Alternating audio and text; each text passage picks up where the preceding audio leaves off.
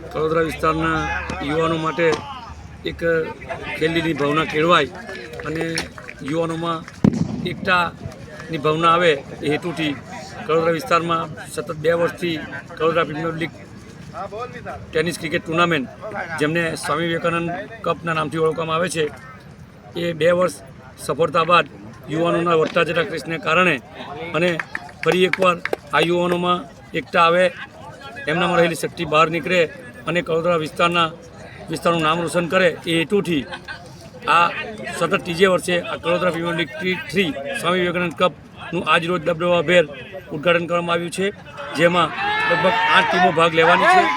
દરેક ટીમના 15 ખેલાડીઓ થઈ 120 ખેલાડીઓ આ ટુર્નામેન્ટમાં ભાગ લેવાના છે અને 24 તારીખે આ ટુર્નામેન્ટની ફાઇનલ રમવામાં આવશે. આજરોજ શરૂઆતમાં આદર્શ 11 અને ઠાકર 11 વચ્ચે ટોસ ઉછાળી અને ટુર્નામેન્ટની શરૂઆત કરવામાં આવી હતી. ઠાકર 11 ટોસ જીતી અને પ્રથમ ફિલ્ડિંગ પસંદ કરી છે અને આ મેચની શરૂઆત કરવામાં આવી છે. અંકુરભાઈ, આજે જ્યારે લોકોમાં ઉત્સાહ વધારે હતો અને રેલી કરવામાં આવી તો તેમાં કેટલી ગાડીઓ હતી અને કેટલી બાઇક હતી અને કઈ રીતની રેલી હતી?